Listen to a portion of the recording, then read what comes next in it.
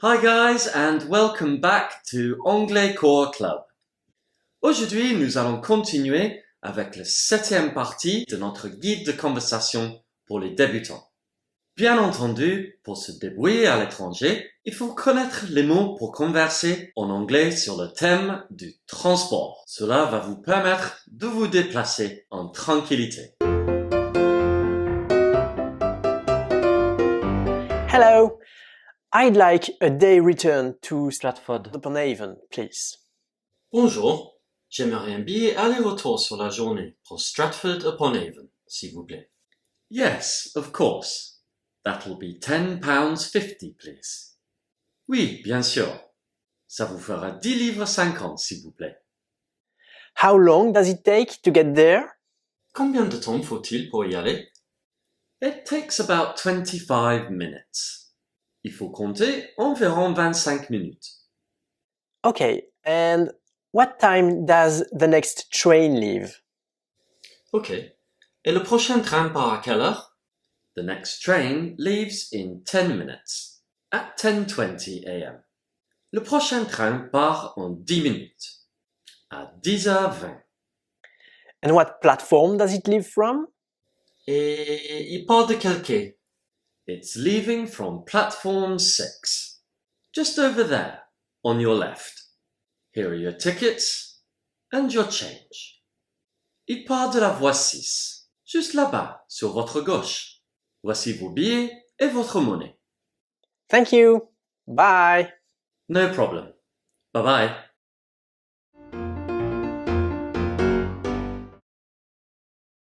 Voyons maintenant un peu de vocabulaire clé à propos du transport.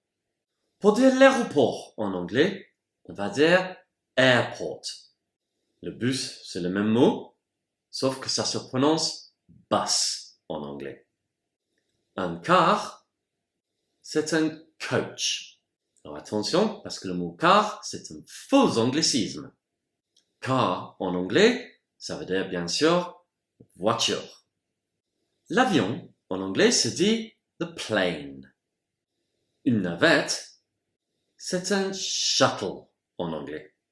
Pour dire la gare, on va dire the station, ou bien the railway station.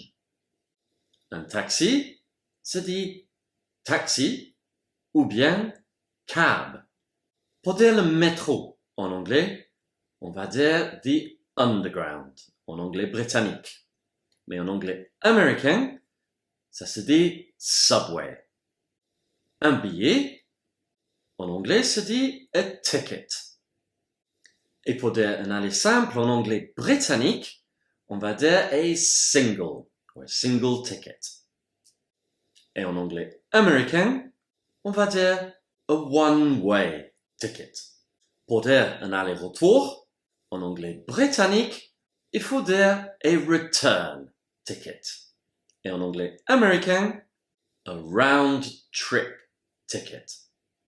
Un vol en anglais se dit a flight. Et le verbe voler en anglais se dit to fly. Pour dire prendre l'avion en anglais, il faut dire to take the plane. Un voyage se dit a trip. Et voyager, le verbe en anglais se dit to travel. Une porte dans l'aéroport, en anglais se dit a gate. Et pour dire quai ou la voie, en anglais britannique, on va dire a platform. Et en anglais américain, a track. Si je veux dire par exemple, est-ce qu'il y a souvent des trains pour l'aéroport? Je peux dire en anglais, how often do trains go to the airport? Et si je voulais dire par exemple, les trains circulent toutes les 15 minutes. En anglais, on va dire the trains run every 15 minutes. Pour dire combien de fois par heure y a-t-il un train pour l'aéroport, il faut dire en anglais how many times an hour is there a train for the airport? Une possible réponse peut être il y a 4 trains par heure. En anglais, ça sera there are 4 trains an hour. Pour demander à quelle heure part le prochain train pour l'aéroport, on peut dire When does the next train for the airport leave? Il part par exemple à 10h45.